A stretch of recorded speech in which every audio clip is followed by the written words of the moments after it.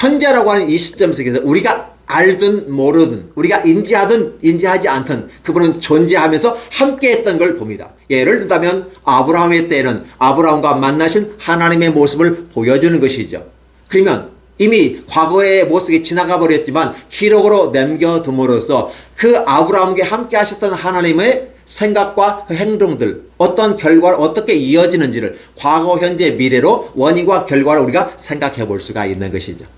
아, 그렇구나. 하나님은 아브라함에게 이렇게 복을 주셨고 이렇게 생각을 했고 이 방향으로 이끌어 가셨구나 라고 우리가 배운다면 오늘 현대에 사는 저와 여러분에게는 어떻게 해석할까요? 아브라함에게 하신 것처럼 다윗에게 하신 것처럼 오늘 저와 여러분에게도 함께 동일하게 대하신다는 것입니다. 그러면 성경은 골동품이 아니라 규정품이 되고 보물이 된다는 사실이죠. 그래서 이 성경은 곧 아들 예수 그리스도에 관한 얘기다. 그리고 그 성령 하나님께서 그 아들 예수님을 비춰주시고 조명해 주시면서 우리가 이해하지 못할 때 성령 하나님을 보내주어서 우리의 마음의 성전으로 삼고 우리 마음속에서 하나님의 말씀을 묵상 회자하면서 우리가 생명력을 가지게 되는 것이죠. 우리에게는 생명이 있었습니다. 하나님의 모양과 형상이라는 것을 따라 창조되었습니다. 그런데 이 모양과 형상이 어느 순간에 그 어느 순간이라는 개념은 죄를 지었던 것이죠. 하나님의 말씀을 무시하고 마귀를 따라갔던 그 행위를 말미암아 이 자리가 펑 비었습니다. 그걸 저는 사랑과 인정이라고 심리학적 용어를 써서 제가 얘기하지만 우리 마음에 구멍이 뚱 뚫린 것입니다. 이 뚫린 구멍에 사람은 뭔가를 채워넣기 시작했다고 하는 것이고 그걸 우상이라고 말하는 것이고 그럼 우리는 이해하는 것을 벗어내버리고 본래의 하나님의 그 자리를 하나님에게 돌려주자라는 것입니다. 그게 신앙으로 회복하자라는 것입니다. 근데 사람들은 하나님은 우리를 버리셨기 때문에 하나님은 우리가 죄를 지었기 때문에 우리가 하나님께 간다고 하는 건 불가능해. 단지 우리는 하나님께 갈 수 없다는 건 분명한 자명한 일이야. 그렇지만 하나님께 갈 수 없다면 우리끼리라도 잘 살아보아야 하지 않을까? 라고 해서 과거의 바벨탑 사건을 여러분 기억하실 것입니다. 구약의 행한 홍수로 말미암아 트라우마가 생긴 인간들에게 하나님은 또 우리를 벌하시고 심판하실 거야 라는 두려움 속에서 바벨탑을 쌓아서 올리며 자신의 아성을 쌓아가고 그래서 그걸 종교로 우리는 해석해 볼 수 있습니다. 이런 종교로 똘똘 뭉친 단계는 어떻게 합니까? 하나님께로 나아가는 그 길을 막아버립니다. 어떻게? 종교란 이름으로. 종교는 원래 신에게로 가는 것이 종교입니다. 그런데 인간은 욕망을 가진 주도권을 잡은 사람들이 막아버리고 인간을 규약하고 압제하면서 이 안에 머물러 있어야 된다고 얘기하면서 진짜 하나님의 말씀을 계시를 알려주지 아니하고 그릇된 가르침, 잘못된 교리, 거짓 교사들이 전해주는 것에 의해서 뭉쳐지는 것이죠. 우리는 시장에서 거짓 교사라는 말을 많이 들었습니다. 이단 사입이라는 말을 많이 들었습니다. 그러니까 하나님께서 원래 우리에게 보여주시고자 원하는 것은 하나님은 우리를 사랑하신다. 사랑하는 사람에게 뭘 주신다? 영생을 주신다라고 얘기하고 가르치는 것이 정상적인 것입니다. 그런데 그걸 숨겨버리고 하나님은 우리를 사랑하는데 영생을 주신다고 말하는데 누구를 통해서 하실 것이냐? 라고 하는 부분이에요. 하나님 모든 인간의 아버지십니다. 이단 사이비도 하나님의 자녀입니다. 아브라함에게는 세 여인이 있었습니다. 하나는 사라였습니다. 하나는 하가였습니다. 하나는 구두라였습니다. 물론 구두라는 두 사람이 없을 때 생겼기 때문에 본처라고도 볼 수 있습니다. 근데 하나님 구두라를 동방으로 보내버리고 이 두 가지 종류를 많이 합니다.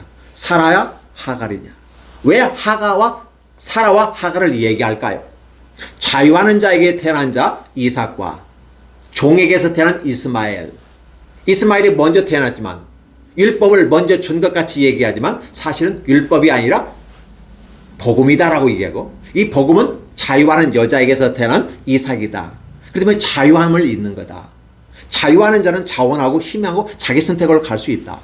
그러나 하갈의 아들 이스마엘은 율법 아래 있기 때문에 마음대로 할 수 없고 규약, 규칙, 억압이 있는 것이다.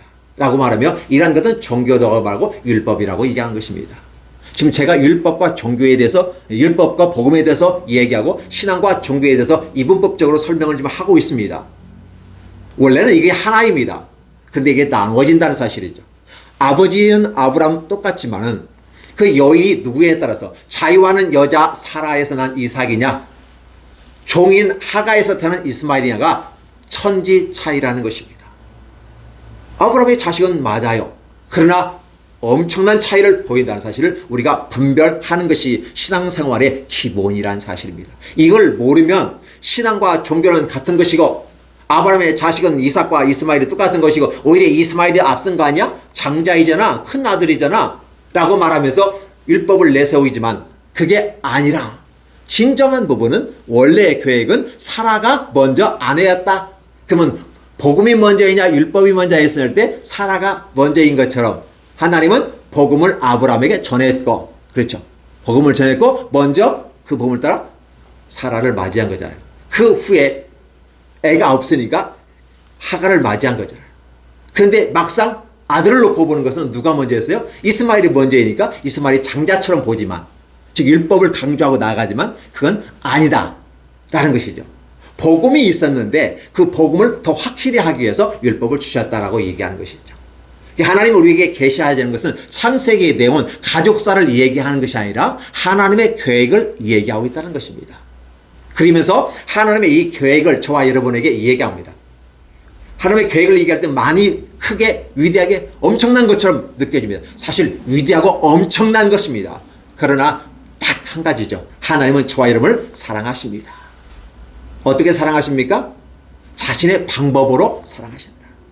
그게 바로 십자가를 통해서 우리를 사랑하시겠다고 하는 거예요.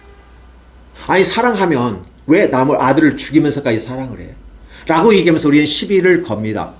근데 하나님은 죄값은 무서운 것이기 때문에 죄값을 가지고 하나님께 들어갈 수 없다.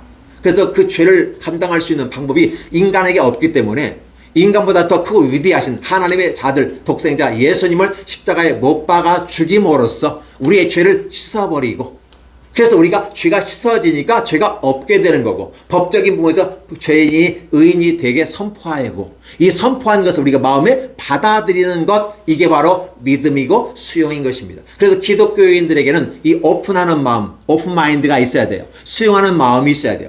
사람이 희망이 있다고 하는 건 무엇일까요? 받아들일 수 있는 준비가 된 사람.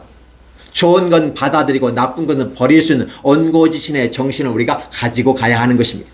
기독인인, 그리스도인은 이렇게 살아가는 것입니다. 그러나 기독인과 그리스도인의 입지에서 있다가 기독교인의 입장으로 가면 여러분들은 좀 헷갈릴 것입니다. 기독인과 그리스도인은 구별을 하게 됩니다. 우리가 기독인과 그리스도인의 칭찬받는 삶을 살아가며 순종하는 삶을 살아가고 믿음과 소망과 사랑으로 나가는 우리들의 삶을 바로 형식과 억압과 종교에 묶여가는 이 종교 기독교로 가버리면 문제가 되는 것입니다. 그러면 우리의 믿음은 완전히 바뀌어지는데 마치 솔로몬의 믿음이 뒤바뀌어지는 것처럼 바뀌어지는 것입니다. 그래서 하나님은 우리에게 계시를 주십니다. 그 계시를 우리에게 알려주었을 때 과연 누가 듣겠는가?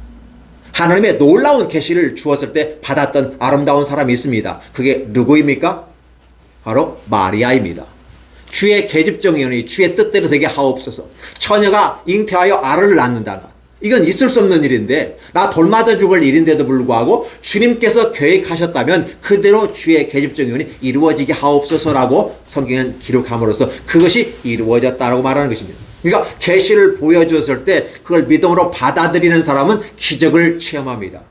예수님을 낳을 수 있는 위대한 영광을 마리아가 받아들이는 것입니다. 하나님 말씀을 주셨을 때 천사를 통해서 그걸 수용하고 받아들이는 것이 믿음입니다.